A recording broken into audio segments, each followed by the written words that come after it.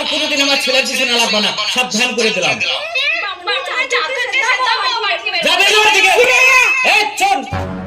তোর আমি অনেক বড় লোকের মেয়ের সাথে বিয়ে ঠিক করেছি, খবরদার ভুল করেও যদি আবার এসে আলতু ফালতু মেয়ের সাথে সম্পর্ক করি চামড়া কিসে নেবো। যা কাজ কর। তুমি আমার 5 বছরের ভালোবাসাকে অপমান করলি তো?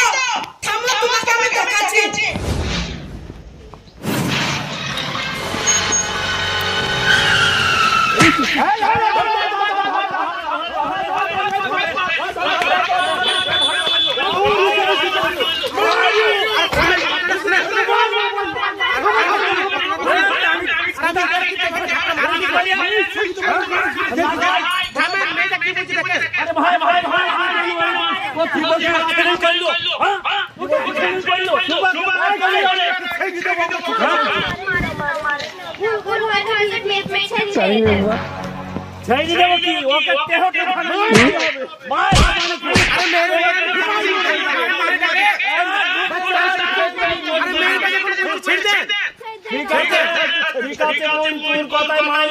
তোর কথা না হইলাম ছাড়তাম না তো।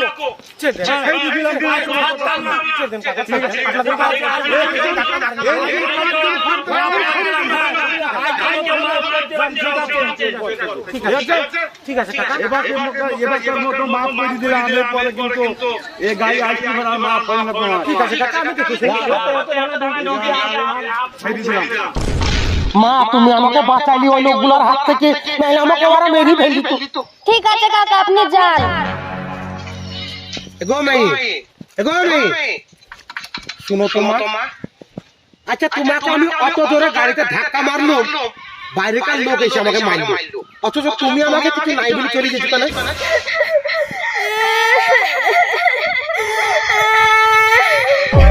কি হলো মা তোমার? কাঁদছো কেন? তুমি আমাকে বলো কি হয়েছে তোমার? কাকা, আমি 5 বছর থেকে একটা ছেলেকে ভালোবাসি। সে আমাকে ছেড়ে অন্য একটা মেয়েকে বিয়ে করেছে। কেন? তোমার সাথে প্রেম করি সে এখন অন্য জায়গায় বিয়ে করছে, তার মানে? আমি গরিবের মেয়ে বলে আমাকে বিয়ে করছি না। তুমি গরিবের মেয়ে বলে বিয়ে করছি না? তার প্রেম করা দরকার কি ছিল? আচ্ছা বলো তো মা, যে ছেলেটার সাথে তুমি প্রেম করতে তার বাপের নাম কি? সুজন। বাড়ি কোথায় তাদের? গিরিগিরা। চলো আমার সাথে, চলো তো, বসো বাড়িতে। তোমার হাতে আবার কি বলবো গো মা? এই প্রেম ভালোবাসা করতে হয় না জানো? খুব বড় জ্বালা গো এইসব জিনিসে।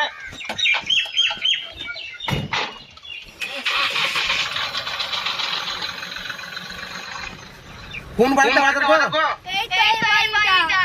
ও এইটা।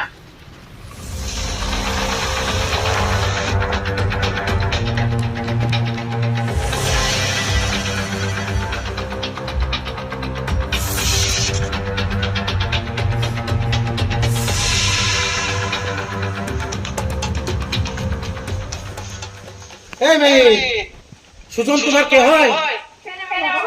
দেখো তোমার বাবাকে।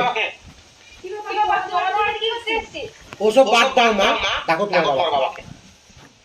বাবা একবার বাইরে আসো তো।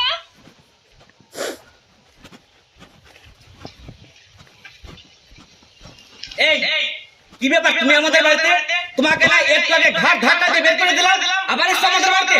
তুমি থামো, আগে এইটা জবাব দাও। এই মেয়েটার সাথে 5 বছর ধরে সম্পর্ক ছিল তোমার ছেলের? হ্যাঁ ছিল, তাতে কি হয়েছে? তাতে কি হয়েছে মানে? তুমি একটা মেয়ের বাপ হয়ে আর একটা মেয়ের জীবন নষ্ট করবা? কিসের আমি মেয়ের বাপ হয়ে আরেকটা মেয়ে সর্বনাশ করছি? তা সর্বনাশ করছো না?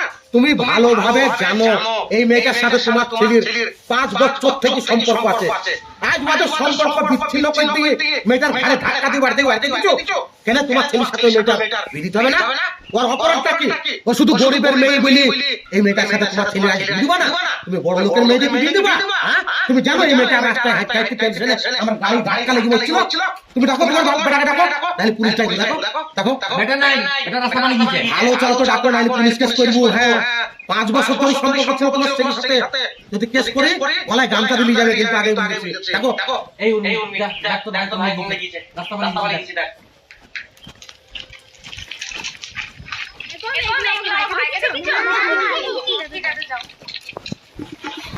কাকা ভাইকে দেখেছেন? না দেখুন। বাবা ভাইকে পেলাম না। কোথাও পেলিনি? না। কোনো নাটক চলবি না, চুপচাপ বেটার কাছে নিয়ে চলো। চলো বলা ধরতে হবে না। চলো।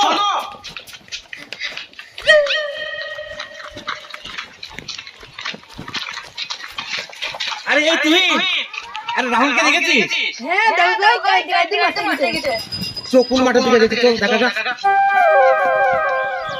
আমার 5 বছরের ভালোবাসার কোনো মর্যাদা ছিল না আমার বাবা। আমার সামনে ঘাট ধাক্কাতে বাইক দিল। আমি সুরাকা ছাড়া বাঁচবো না। এই জান আর আমি তবো না। আরে রাহুল বাবা, তুই কি খাচ্ছিস? সেটা তোমরা কেউ আমাকে আটকাবো না। দেখি চলো।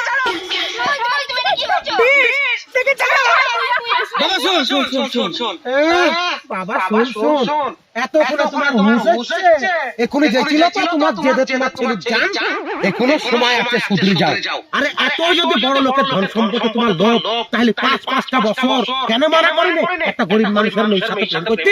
হ্যাঁ ভাই সত্যি আমার ভুল হয়ে গেছে। মা সুরাইয়া, তোদের আমি অনেক ধুমধাম করে নিজের পয়সা খরচা করে আমি তোদের দিয়ে দেবো। বাবা রাহুল আয় বাড়ি চল। আর ভাই তোমাকে কিন্তু বিয়েতে অবশ্যই আসতে হবে। অবশ্যই আসবো, আমি তো সাহায্য করছিলাম, আমার তো আনন্দ হচ্ছে যে একটা মেয়ের জীবন বাঁচিয়ে দিল। যাও তোমরা বিয়ের আয়োজন করো না, আমি এখন বাড়ি যাই। আয় সুরাইয়া মাই, সুরাইয়া আমি অনেক কথা বলে ফেলেছি, মাফ করে দিও না আমাকে। আসো মা।